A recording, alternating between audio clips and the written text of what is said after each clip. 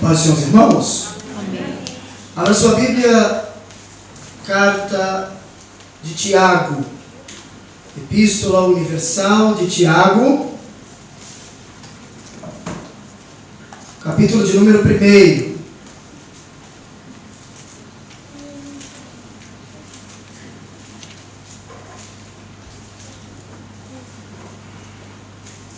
Nesta segunda mensagem desta série, Tiago, a Epístola da Fé Ativa, nós vamos ler do versículo de número 5 ao versículo de número 18. Tiago, capítulo 1, do versículo 5 ao versículo 18, a palavra do Senhor nos diz assim: Se, porém, algum de vós necessita de sabedoria, peça a Deus, que a todos dá liberalmente e nada lhes impropera, e ser-lhe-á concedida. Peça-a, porém, com fé, em nada duvidando, pois o que duvida é semelhante à onda do mar, impelida e agitada pelo vento. Não suponha esse homem que alcançará do Senhor alguma coisa. Homem de ânimo dobre, inconstante em todos os seus caminhos. O irmão, porém, de coração humilde, glorie-se na sua dignidade, e o rico na sua insignificância, porque ele passará como a flor da erva, porque o sol se levanta com seu ardente calor, e a erva seca, e a sua flor cai, e desaparece a formosura do seu aspecto. Assim também se murchará o rico em seus caminhos. Bem-aventurado o homem que suporta com perseverança a provação, porque depois de ter sido aprovado, receberá a coroa da vida, a qual o Senhor prometeu aos que o amam. Ninguém, ao ser tentado, diga: sou tentado por Deus, porque Deus não pode ser tentado pelo mal, e Ele mesmo a ninguém tenta. Ao contrário, cada um é tentado pela sua própria cobiça, quando esta o atrai e seduz. Então, a cobiça, depois de haver concebido, dá à luz o pecado. E o pecado, uma vez consumado, gera a morte. Não vos enganeis, meus amados irmãos. Toda boa dádiva e todo dom perfeito são lá do alto, descendo do Pai das luzes, em quem não pode existir variação ou sombra de mudança, pois, segundo o seu querer, Ele nos gerou pela palavra da verdade, para que fôssemos como que primícias das suas criaturas. Amém? Podeis tomar os vossos assentos.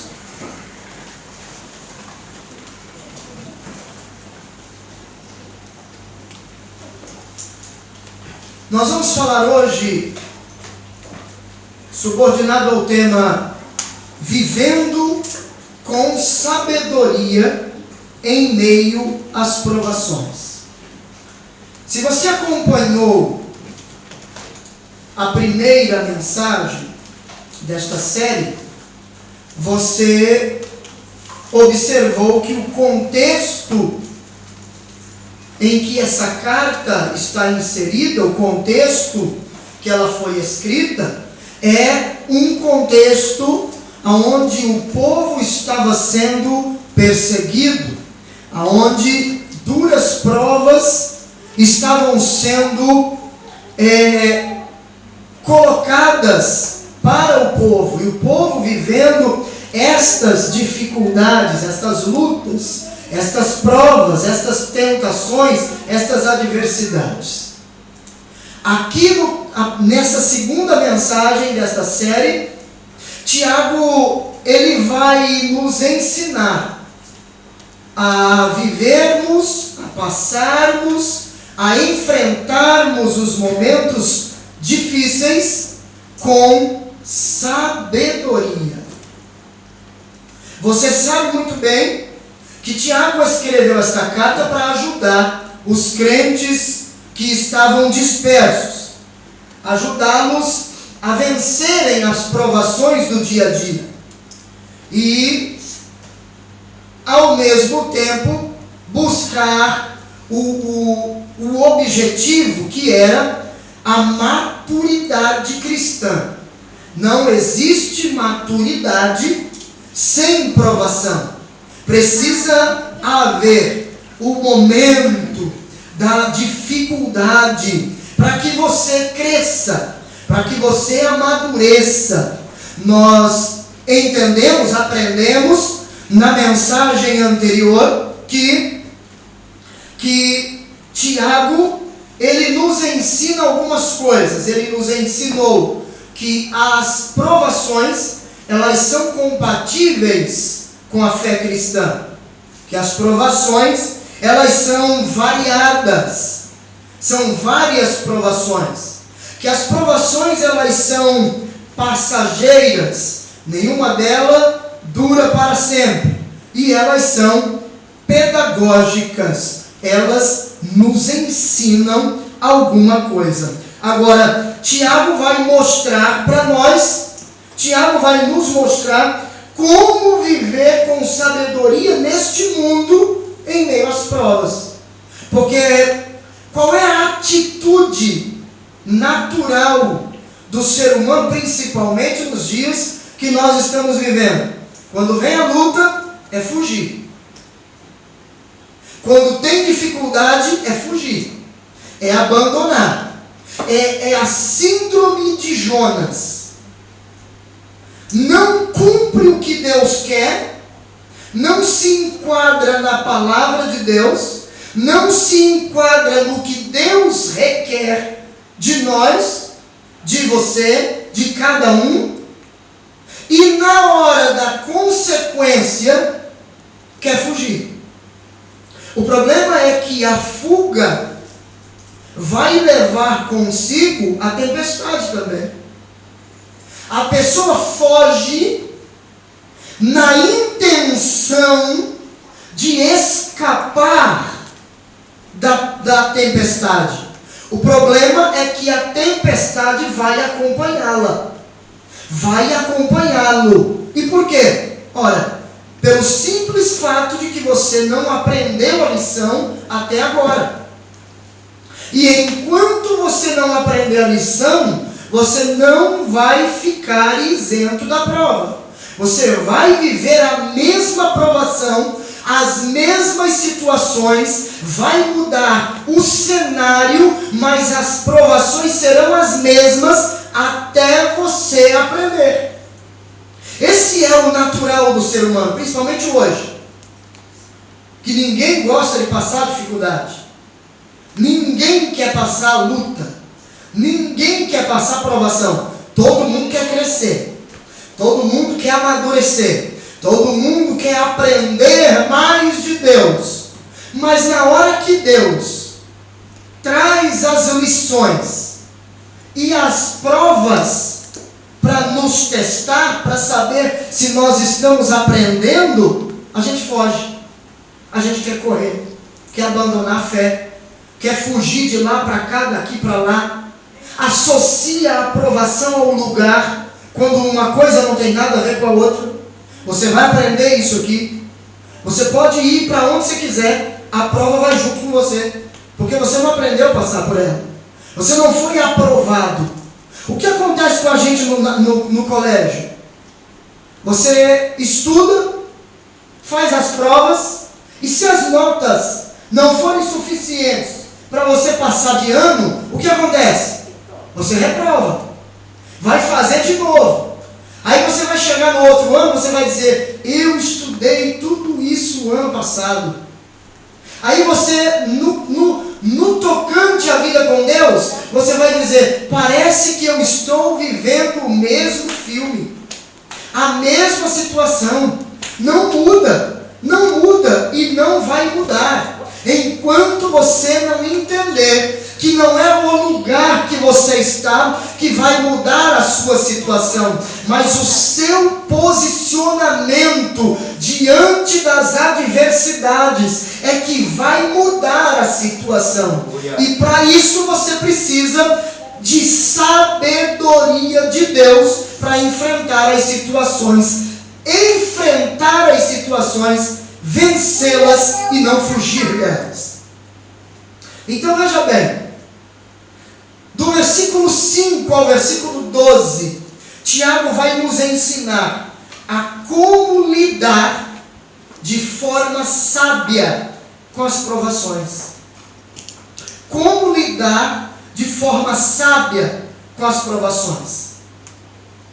Primeira coisa que eu preciso entender, isso precisa estar gravado na minha mente. E quando eu leio essa carta, é o que eu enxergo, é o que você precisa enxergar, é o que nós enxergamos. Não só esta carta, e eu aconselho você a ler esta carta associada com a primeira carta de Pedro, associada também com a epístola do escritor aos Hebreus, que você vai ver que você não é a única pessoa da terra a passar por provações. Muitas pessoas já passaram, muitas pessoas viveram até mesmo situações semelhantes às que você está passando, e elas venceram, elas nos deixaram lições para nós, ao lermos as Escrituras, absorvermos estas lições, aplicarmos na nossa vida e seguirmos em frente. Agora veja bem, quando nós lemos essa carta, nós vamos aprender que as provações têm um propósito em nossa vida. E qual é o propósito? Nos fazer amadurecer, crescer na fé. Olha o que Paulo escreve aos Colossenses, capítulo 1, carta de Paulo aos Colossenses, capítulo 1, versículo de número 28, o qual nós anunciamos, advertindo a todo homem e ensinando a todo homem em toda a sabedoria, a fim de que apresentemos todo o homem perfeito em Cristo. Paulo está aqui falando sobre o mistério do Evangelho. Qual é a finalidade? É apresentar todo o homem perfeito diante de Deus. A palavra perfeito aqui se quer dizer maduro, experiente. Por quê? Porque a imaturidade, você vai ver mais adiante na mensagem, ela me afasta de Deus. Mas a maturidade me aproxima dele. Então o Senhor quer que nós sejamos maduros. E a maturidade vem com a aprovação. Quando eu leio a Bíblia, eu vejo Deus fazendo promessas a muitos homens. Porém, antes do cumprimento da promessa, havia um tempo de preparo. E por quê? Porque quando Deus faz para nós a promessa, Deus não está olhando simplesmente o hoje. Deus não está olhando simplesmente o agora. Deus está olhando o amanhã, o futuro. E você precisa entender isso. Deus nos faz promessa. E existem promessas que se cumprem imediatamente na nossa vida. Mas existem promessas que não se cumprirão de imediato na minha e na sua vida por uma única razão. Qual? Eu não estou preparado para recebê-las. eu não estou preparado para vivê-las. Isso requer o quê? Um tempo de preparo, um tempo de aprimoramento, um tempo para que eu amadureça e cresça, até Deus cumprir a sua promessa. Veja bem, Deus fez uma promessa a Abraão. Qual? De dar a ele um filho. Deus fez a promessa e 25 anos se passaram.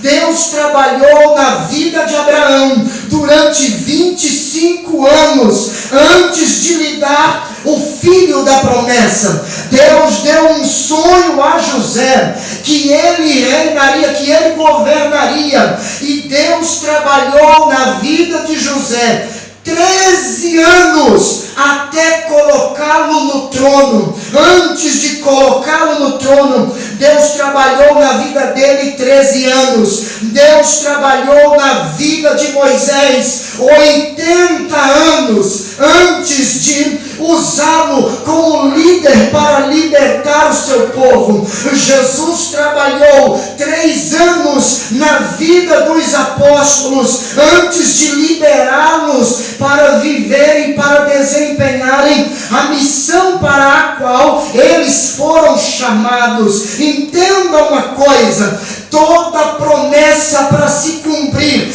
requer um tempo de preparo. Toda promessa para se cumprir requer um tempo de amadurecimento, de provação. E se eu não entender isso, eu não vou conseguir viver aquilo que Deus tem para a minha vida. Eu vou ser uma pessoa cheia de vontade, mas imatura, cheia de desejo, mas despreparada, e no final eu posso me tornar uma pessoa frustrada na minha vida, e vou culpar Deus, vou culpar pessoas, vou culpar a igreja, quando o único culpado sou eu, que não entendi o propósito de Deus e não aceitei o trabalhar de Deus na minha vida. Entendeu ou não? Deus trabalha, e o tempo de preparo é sempre maior do que o tempo de execução da chamada.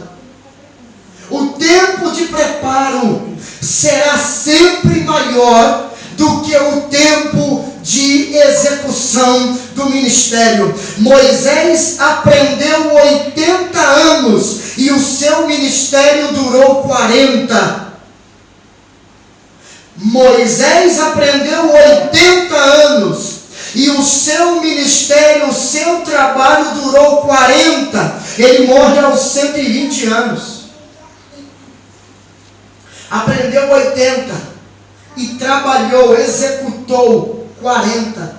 Colocou em prática o que aprendeu em 40 anos. E mesmo durante o período em que ele estava executando a chamada de Deus, exercendo a chamada de Deus, Deus ainda lhe ensinou inúmeras lições. Conosco não é diferente. Nós temos que entender isso. Se você não aprender isso, você vai se frustrar na sua vida. Não coloque a carruagem na frente dos bois. Aprenda as lições que Deus está querendo te ensinar em meio a essas tempestades que você está vivendo. Não seja um Jonas, não queira fugir da situação. Eu vou para lá, eu vou para cá, eu vou para lá. Não faça isso. Deus já está dizendo, não é para sair do teu lugar, é para ficar aonde está, é para ficar no lugar onde eu te coloquei e aprender as lições que eu estou querendo te ensinar, porque depois de aprender, grandes coisas irão acontecer na sua vida, na sua família, no seu ministério, e quem acredita levanta a mão e adora Jesus. Você pediu para Deus falar com você. Você disse, Deus, fale comigo. Eu quero, mas eu só faço se o Senhor falar. Deus está dizendo, não é para se mexer do lugar onde está. É para ficar aí. Obedece se quiser. Se não quiser, pague o preço. Porque a desobediência traz consequência. E eu posso te provar isso de Gênesis a Apocalipse. Mas deixa para outro dia. Tiago nos ensina alguns princípios para nós lidarmos com as provações. E qual é o primeiro princípio que Tiago vai nos ensinar? Quando somos provados, precisamos pedir sabedoria. Olha o versículo 5. Se, porém, algum de vós necessita de sabedoria, peça a Deus, que a todos dá liberalmente e nada lhes impropera, ou não lhe lance em rosto, e ser-lhe-á concedida. Peça sabedoria a Deus. Olha o capítulo 3 e o versículo 13 dessa mesma carta. Capítulo 3, versículo 13 até o 18. Quem entre vós é sábio e inteligente? Uma pergunta. Quem entre vós é sábio e inteligente? Mostre em mansidão de sabedoria, mediante condigno proceder as suas obras. Se, pelo contrário, tendes em vosso coração inveja amargurada e sentimento faccioso, nem vos glorieis disso, nem mintais contra a verdade. Esta não é a sabedoria que desce lá do alto, antes é terrena, animal e demoníaca. Pois onde há inveja e sentimento faccioso, aí há confusão e toda espécie de coisas ruins. A sabedoria, porém, lá do alto é primeiramente pura, depois pacífica, indulgente, tratável, plena de misericórdia e de bons frutos, imparcial, sem fingimento. Ora, é em paz que se semeia o fruto da justiça para os que promovem a paz. Existe uma diferença muito grande de sabedoria e inteligência.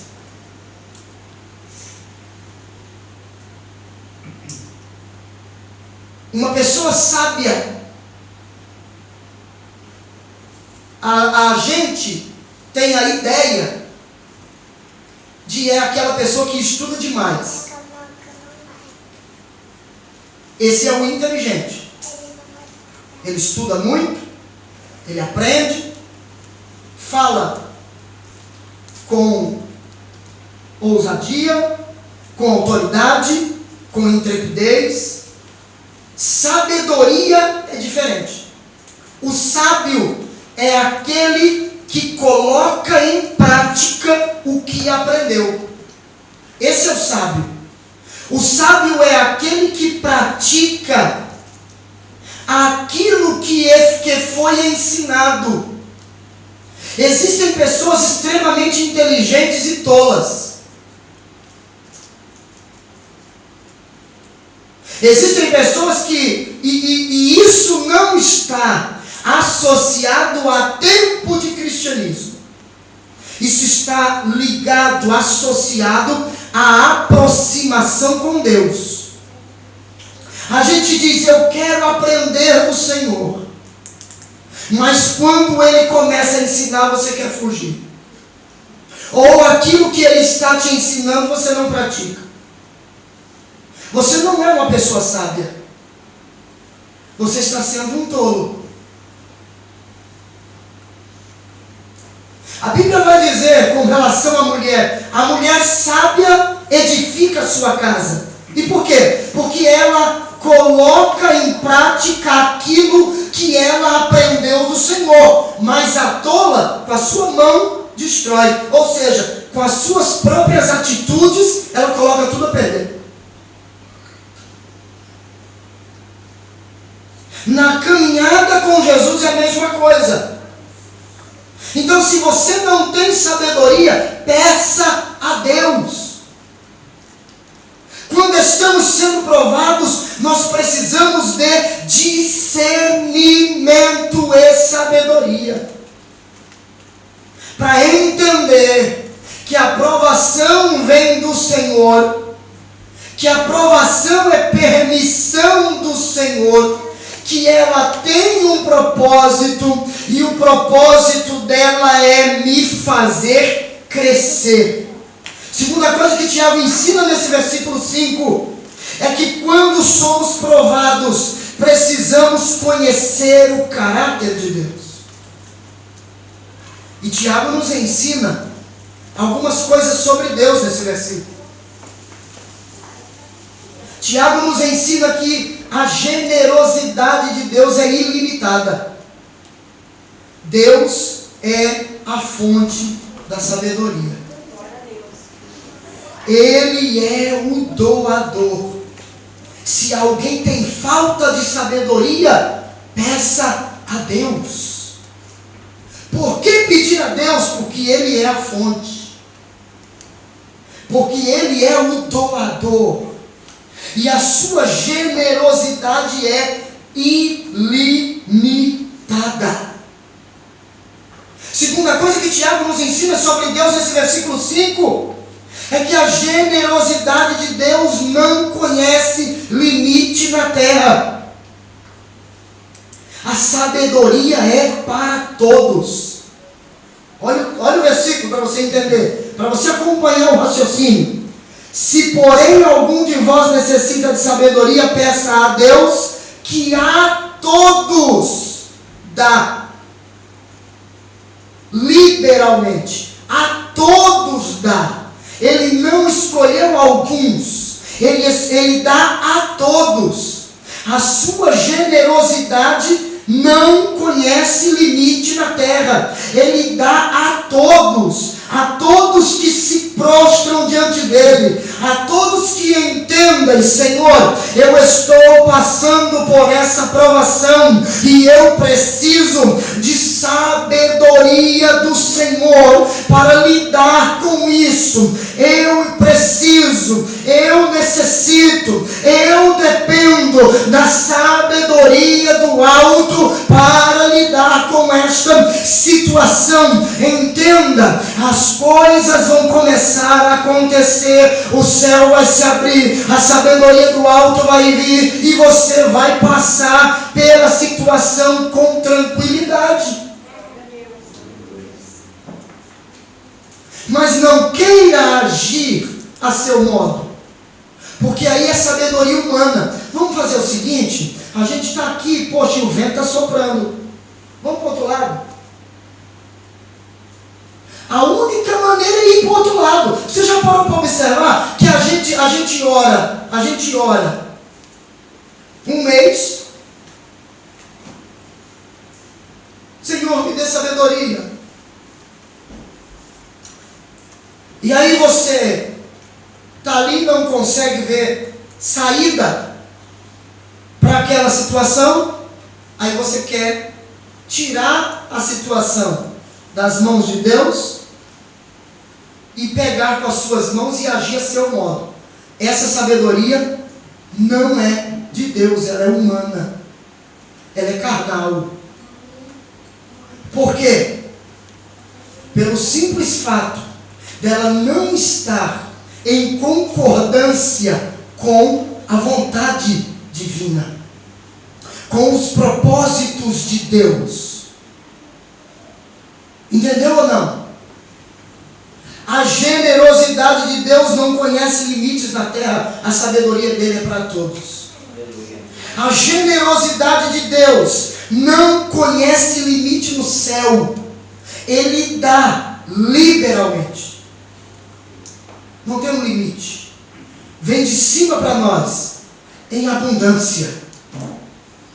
À vontade.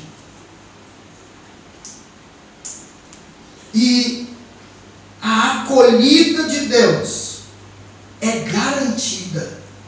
Deus não rejeita aquele que o busca. Tiago diz: peça, porque Deus dá a todos que buscarem a Ele. Não há não há acepção de pessoas. Deus busca a sua presença incansavelmente. Deus dá. Agora entenda, Deus dá, mas não no seu tempo. Deus dá no tempo dele, da maneira dele. A nossa geração é uma geração que, por haver perdido, de certo modo, o contato com Deus, pensa que Deus é igual macarrão instantâneo. Isso é natural de quem está distante dele.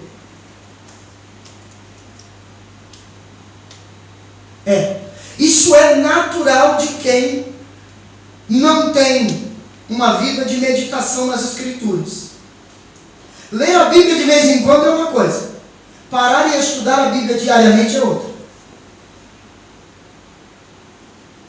Eu aprendo não quando eu faço aquela leitura rápida, mas quando eu paro para meditar. Você não aprende se você ler a Bíblia como você lê uma matéria no Facebook, dos sites de notícia da internet. Você aprende quando você para meditar na mensagem da Bíblia. O que ele está dizendo? O que o texto está me ensinando? Então você aprende. Então você tem vontade de aplicar na sua vida.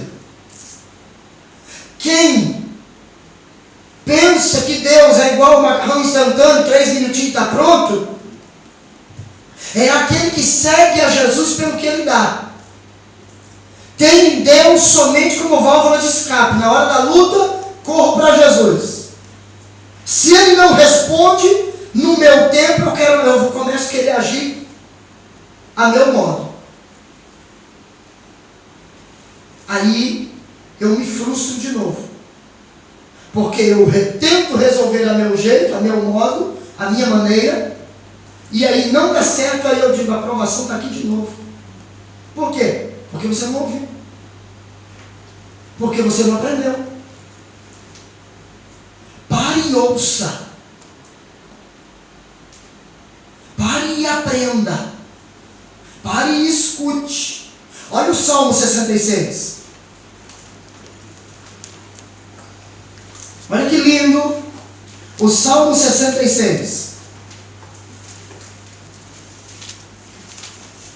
E o verso de número 20. Salmo 66. Verso 20. Bendito seja Deus, que não me rejeita a oração, nem aparta de mim a sua graça. Ele nos ouve. Ele está pronto para nos ouvir. A acolhida de Deus é garantida. Deus vai ouvir quem clamar a Ele. Amém? Quando somos provados, precisamos orar. Mas orar com fé. Orar com fé. O homem que ora, mas duvida, ele é comparado aqui a 3 figuras. Ele é como as ondas do mar. Ele é como uma pessoa que duvida entre fé e incredulidade. E ele é como um homem que tem 2 mentes em um só corpo. Olha o versículo 8, 6 ao 8. Peça, porém, com fé, em nada duvidando, pois o que duvida é semelhante à onda do mar, impelida e agitada pelo vento. Não suponha esse homem que alcançará do Senhor alguma coisa. Homem de ânimo dobre, inconstante em todos os seus caminhos. É aquela pessoa que diz assim: eu quero fazer a obra de Deus, eu quero trabalhar, eu quero isso, eu quero aquilo, e amanhã, por causa das lutas, já não quero mais. Eu quero servir a Deus, mas amanhã eu já não quero mais.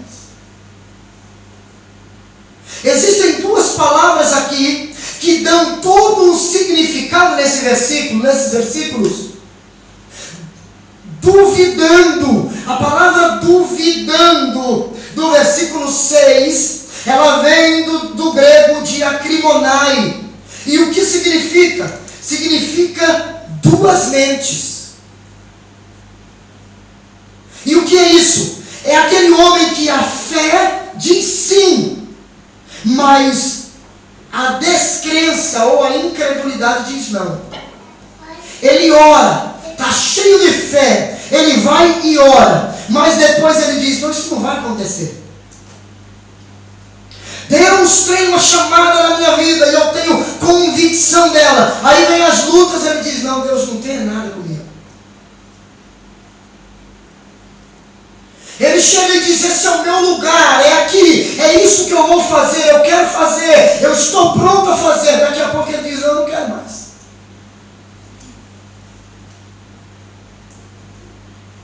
Ele ora, mas ele ora e duvida. Jesus, ele disse algo muito sério sobre não ter dúvida. Jesus disse assim: se vocês tivessem fé, se vocês tiverem fé como um grão de mostarda. A mostarda é, segundo alguns especialistas, o menor grão que há, a menor semente. Jesus disse: se a fé de vocês for semelhante a um grão de mostarda, e vocês disserem àquele monte: passa-te daqui para acolá, se vocês não duvidarem no coração, isso vai acontecer. Perceba que a fé me leva, Jesus está dizendo, a fé genuína, verdadeira, pura, sem dúvida, ela me leva a viver o sobrenatural de Deus. Sabe por que é que você não vive o sobrenatural de Deus? É porque a sua fé é vacilante. É porque a sua fé não é uma fé firme. Hoje você crê, amanhã você não crê. Hoje você quer, amanhã você não quer. Hoje você está convicto do que Deus tem na sua vida, amanhã você já não está mais. Tudo por causa das tempestades. Isso é crente que não tem raiz. É como a onda do mar agitada pelo vento para lá e para cá. Não tem firmeza. Mas existe uma segunda palavra. Lá no final do versículo 8. Homem de ânimo dobre, inconstante em todos os seus caminhos. E a palavra dobre aqui, ela vem do grego dipsichoi. E dipsichoi significa duas almas. É um indivíduo que quer andar em dois caminhos. Ele quer seguir o caminho do Senhor, mas ele também quer seguir o caminho dos homens. Ele quer comer na mesa do Senhor, mas ele também quer comer na mesa do mundo. Ele quer ser guiado por Deus, mas também quer ser guiado pela sua própria mente. Ele se alegra com as coisas de Deus, mas também se alegra com as coisas do mundo. É inconstante. Não tem como viver com sabedoria as provações desta forma. Não tem como passar. Você não vai conseguir lidar com as provações, você vai sucumbir. Você vai naufragar. Aprenda com Tiago. Mas Tiago nos ensina ainda que quando nós somos provados, nós precisamos nos alegrar com as riquezas espirituais. E aí, Tiago aplica aqui o princípio da sabedoria nas provas em duas circunstâncias específicas. Do versículo 9 ao 11 ele vai citar cristãos pobres e cristãos ricos. O pobre, ele vai dizer, ao pobre, ele vai dizer, se alegre. Olha lá, olha o versículo 9. O irmão, porém, de condição humilde, glorie-se na sua dignidade. Glorie-se naquilo que o Senhor gerou em você. Você não é rico.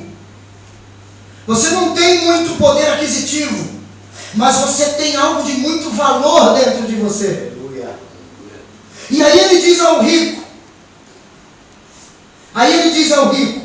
E o rico glorie-se no quê? Na sua insignificância.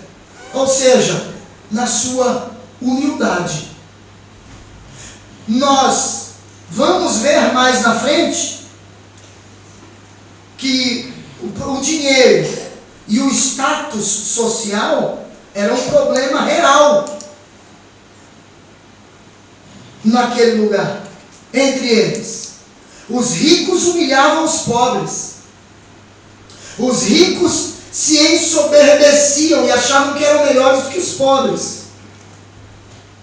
E o Senhor está dizendo por intermédio de Tiago aqui, o pobre alegre-se na sua dignidade. O rico alegre-se na sua insignificância. Ele está dizendo, seja humilde. Mostrando o que com isso? Olha a continuação. Porque ele passará como a flor da erva. Porque o sol se levanta com seu ardente calor e a erva seca, e a sua flor cai, e desaparece a formosura do seu aspecto. Assim também se murchará o rico em seus caminhos. O que é que Tiago está ensinando? Que a riqueza do rico não garantirá a ele algumas coisas. A riqueza dele não o impedirá de passar pelas situações naturais da vida. Então a gente hoje se preocupa muito com dinheiro. Não é pecado você ter riqueza, você possuir riqueza. O pecado é a riqueza te possuir. Não é pecado você ter dinheiro, desde que você seja o Senhor dele, e não ele o seu Senhor. Porque quando o dinheiro é meu Senhor, eu vivo em função dele. Tudo eu faço pensando em dinheiro. Tudo eu faço pensando em ganhar mais. Eu tomo decisões precipitadas, às vezes por causa de racuém a mais. Isso é crente que não entendeu ainda. Que o que ele tem de valor não é aquilo que é material. Aquilo que é material não vai garantir nada a ele. E sim aquilo que é espiritual. Ele está dizendo ao rico, seja humilde. Aprenda a depender de Deus. Não dependa da sua riqueza. Não dependa do dinheiro. Dependa de Deus. Porque quem depende de Deus alcançará a benevolência do Senhor. Alcançará aquilo que Deus tem para ele. Agora, aquele que depende do dinheiro,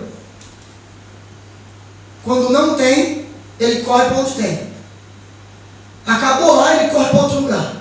Acabou ali, ele corre para lá. Não tem parada, é igual cigano. Não cresce.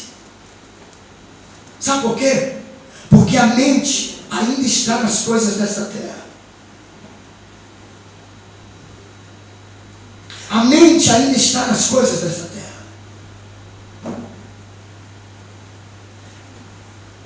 É guiado pelo dinheiro. E Jesus disse algo muito sério sobre o dinheiro. Jesus disse não podeis servir a dois senhores.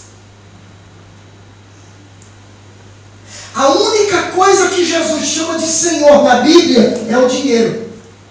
Porque o dinheiro tem o poder de exercer senhorio sobre as pessoas. E de fazer você viver em função dele. Trabalhar para ele. Eu, particularmente, às vezes eu pesquiso e estudo algumas coisas sobre economia, e o que nos ensinam os economistas é que você tem que aprender a fazer o dinheiro trabalhar para você e não você trabalhar para ele. Se você trabalha para ele, você vira senhor dele, ele vira seu senhor, você vira servo dele.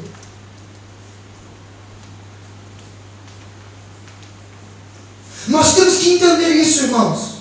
Nossa vida não é mais nesta terra. Nós estamos vivendo aqui, mas por um tempo. Jesus disse isso de uma forma muito clara: não ajunteis tesouro na terra, aonde a traça e a ferrugem corrói, aonde os ladrões minam e roubam, mas ajuntais tesouro no céu, onde a traça, a ferrugem não corrói, e ninguém pode roubar de você. A mente do cristão precisa estar no céu e não na terra. Eu costumo dizer que o crente verdadeiro, ele precisa andar com os pés no chão e a cabeça no céu. O problema é que tem crente hoje que anda com os pés, a cabeça e todo o resto na terra. E nada no céu.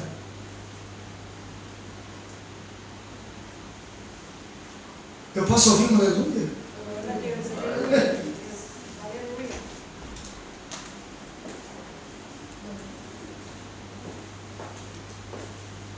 Para concluir esse primeiro ponto, Tiago nos ensina que quando somos provados, precisamos estar de olho na recompensa. Olha o versículo 12. Bem-aventurado o homem que suporta com perseverança a provação, porque depois de ter sido aprovado, receberá a coroa da vida, a qual o Senhor prometeu aos que o amam. Você aprendeu na primeira mensagem que a provação traz paciência, traz perseverança. E a perseverança para quê? Para eu usar de sabedoria e suportar a prova. Mas não é suportar a prova murmurando. É suportar a prova dando glória a Jesus. Bem-aventurado o homem que suporta com perseverança a provação. Quando eu estou sendo provado, e por que eu tenho que olhar a recompensa ou olhar, estar de olho na recompensa? Porque Jesus, o texto vai dizer, Tiago vai nos ensinar, Deus usando Tiago vai dizer, porque depois que você passar pela prova, você vai ser aprovado, e depois que você for aprovado, você vai receber a coroa da vida, a qual o Senhor dará, ao qual o Senhor prometeu aos que o amam. O Senhor vai dar. Paulo fala isso: eu combati o bom combate, eu completei a carreira e eu guardei a fé. Eu combati o bom combate, eu completei a carreira, eu guardei a fé. Paulo vai dizer, aí ele diz, desde agora, já está me reservada, está guardada, está pronta para mim, está me esperando a coroa da justiça, que o Senhor dará a mim, não só a mim, mas a todos quantos amarem a sua vinda. Ei, está sendo provado, dobra o seu joelho, busca a sabedoria do alto, passa pela prova, porque depois dela tem recompensa do céu para a sua vida. Quem acredita nisso agora, Jesus? Glória a Deus. Agora, Tiago vai nos ensinar como lidar de forma sábia com as tentações. E por que isso? Porque uma pessoa madura, ela é paciente nas provas. Mas uma pessoa imatura, ela vai transformar provas em tentações. E aí eu preciso entender uma coisa, que as provas são testes enviados por Deus. E as tentações são armadilhas enviadas por Satanás. Quando Deus nos prova, Ele nos prova para que nós possamos passarmos no teste e herdar a bênção de Deus. A provação de Deus vem para quê? Para nos fazer crescer. A tentação vem para nos derrubar. A prova vem de Deus para nos levantar. A tentação vem de Satanás para nos derrubar. E nós precisamos estar cientes disso. E aí, Tiago nos mostra aqui 3 fatores que nós temos que atentar, que nós temos que observar se quisermos vencer as tentações. E a primeira coisa que Tiago vai falar sobre isso, para onde eu tenho que olhar, atentar é olhar, é observar. Olhe para frente e considere o julgamento de Deus. Olha o versículo 13 até o 16. Ninguém, ao ser tentado, diga: sou tentado por Deus. Porque Deus não pode ser tentado pelo mal, e Ele mesmo a ninguém tenta. Ao contrário, cada um é tentado pela sua própria cobiça, quando esta o atrai e seduz. Então a cobiça, depois de haver concebido, dá à luz o pecado, e o pecado, uma vez consumado, gera a morte. Não vos enganeis, meus amados irmãos. E aqui é muito interessante. Não culpe Deus pelas suas tentações. Por quê? Porque Deus é absolutamente santo para ser tentado. E Ele é absolutamente amoroso para tentar. Ele não vai tentar você, porque Ele é amoroso. Ele não quer te derrubar. A provação visa o nosso fortalecimento. A tentação visa a nossa queda. O diabo quer nos derrubar.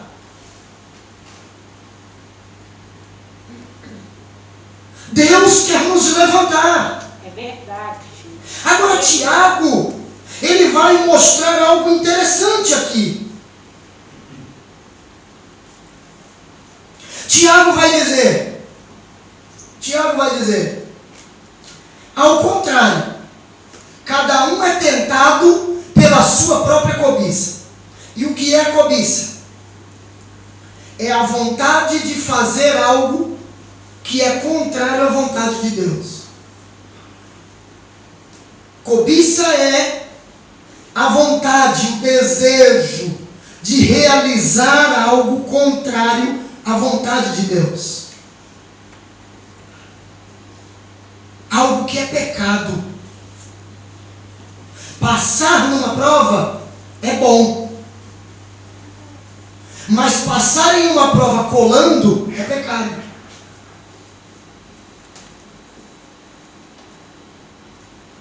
É algo bom, mas eu posso transformar aquilo que é bom em algo mau e ruim para mim. Tiago vai dizer, não é Deus que te tenta. Ao contrário, cada um é tentado pela sua própria cobiça. E esta, quando o atrai e seduz,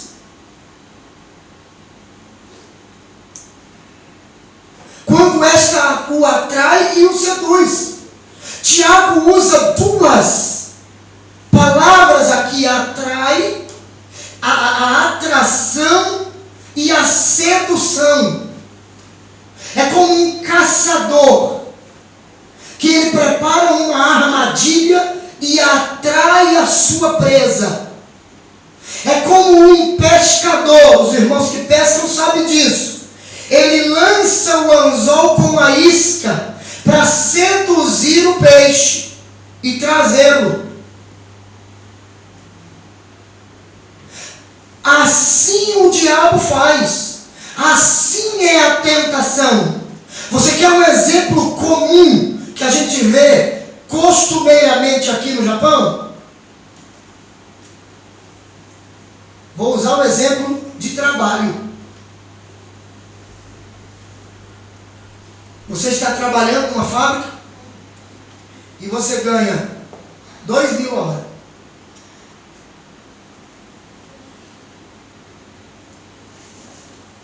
Mas não tem hora extra, não tem exame. Mas você ganha 2.000 a hora. Você está ganhando bem, você está se mantendo, você está vivendo tranquilamente. Você cultua a Deus. Você trabalha só de dia. Cultua a Deus. Serve a Deus. Está envolvido com a obra de Deus. Aí aparece um serviço para você ganhar 2.050 a hora. No Teide, 50 ienes vai dar uma diferença de 8.000 só. Faça as contas e você vai ver isso. No Teide, no horário normal de 8 horas, 50 ienes a mais por hora vai te dar uma diferença só de 8.000 ienes a mais. Ryakuen vai te dar 16. Te aparece uma proposta, vamos supor, de 2.100. Você diz, vou ganhar mais. Só tem um porém.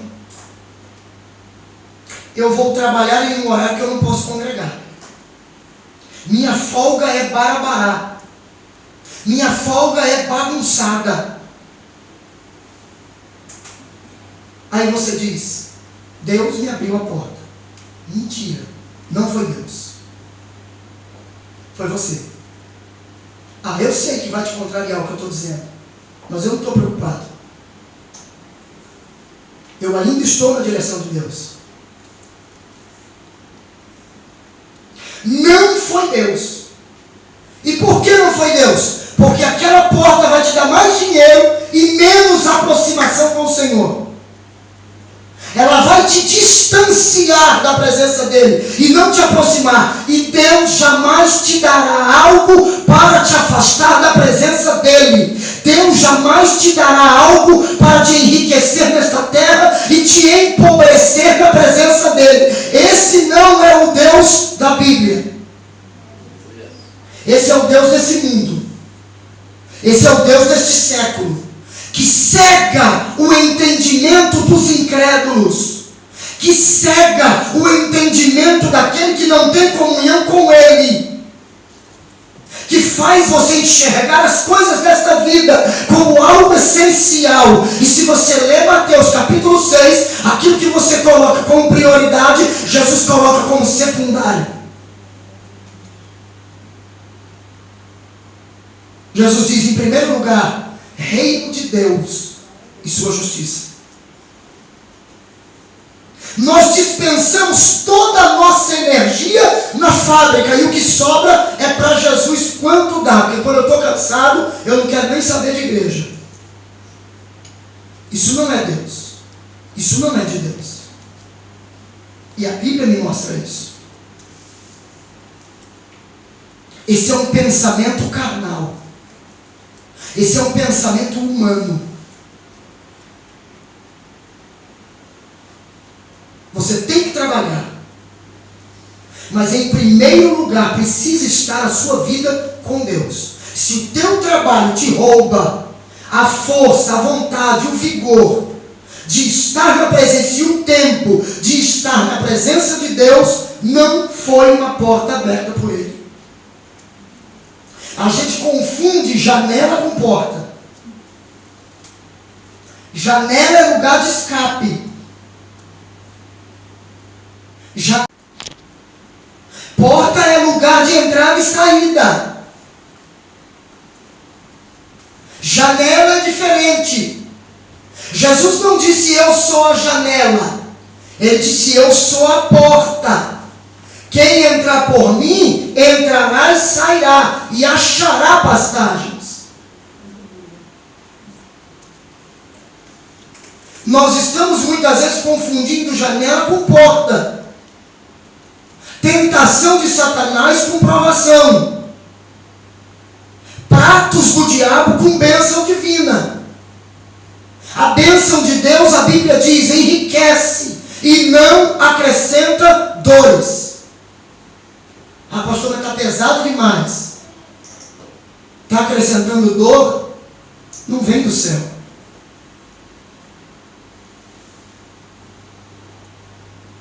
O que você está fazendo nesta terra está te acrescentando dor? Não vem do céu. A bênção enriquece e não acrescenta dores. Guarde isso com você. Deus jamais te dará, no caso que nós estamos falando, um trabalho que te afaste da presença dele. Ele não vai fazer isso. O Deus que eu conheço da Bíblia não vai. Não vai. Segunda coisa, olhe ao redor e considere a bondade de Deus. E Tiago diz algo lindo aqui. Olha o versículo 17. Toda boa dádiva e todo dom perfeito são lá do alto, descendo do Pai das luzes, em quem não pode existir variação ou sombra de mudança. E Tiago aqui nos apresenta 3 fatos sobre a bondade de Deus. Ele vai dizer que Deus dá somente boas dádivas. Tudo que Deus dá é bom, até as provas. Paulo escreve e diz: todas as coisas cooperam para o bem daqueles que amam a Deus e que são chamados por seu decreto. Tudo que Deus dá é bom, até as provas. Entendeu ou não? Amém. Segundo fator que Tiago ensina, segundo fato que Tiago ensina sobre a sabedoria de Deus, ou sobre a bondade de Deus, é que Deus dá constantemente. O verbo descendo aqui, olha aí o versículo 17. Toda boa dádiva e todo dom perfeito são lá do alto, descendo do Pai das luzes.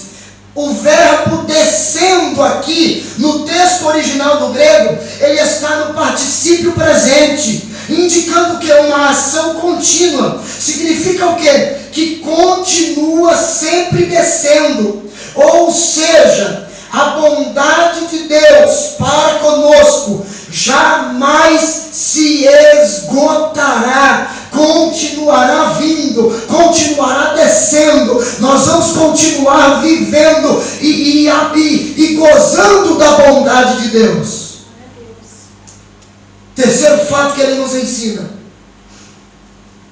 sobre a bondade de Deus é que Deus não muda. Nele não há mudança, nem sombra de variação.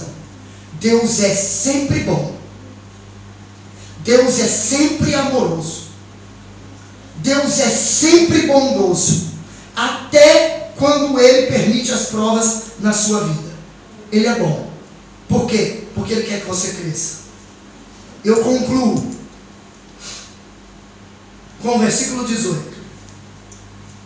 Olhe para dentro e considere a natureza divina dentro de você. Olha o versículo 18. Pois, segundo o seu querer, Ele nos gerou pela palavra da verdade, para que fôssemos como que primícias das suas criaturas, segundo a sua vontade ou o seu querer. Deus quis gerar. Aqui ele fala do novo nascimento. Não é um nascimento carnal. o nascimento que é fruto do relacionamento de um homem e uma mulher, depende da vontade humana. Não. Aqui Deus quis nos gerar. Pelo seu querer, nós fomos gerados. E gerados por qual semente? Pela semente incorruptível da palavra. O pecado é gerado pela semente corruptível da mentira, do engano, e ele gera morte. Lembra lá? Lá atrás? O pecado sendo consumado, ele vai gerar a morte. Ele te atrai e ele te faz cair. Lá no versículo 15. O versículo 15 é a origem do pecado, é a genealogia do pecado. O versículo 15. Aqui não. Aqui ele está nos ensinando, aqui no versículo 18, para a gente terminar, Tiago está nos dizendo: foi Deus que gerou você, e você foi gerado pela vontade dele, você foi gerado pela palavra dele, com um propósito, para que você fosse como que as primícias das suas criaturas. Para você é algo especial. Então eu concluo aqui a minha fala dizendo: no momento das adversidades, irmão, não desista, não pare, mas aprenda as lições que Deus está te ensinando e cresça. Amém? Amém? Fica de pé, por favor.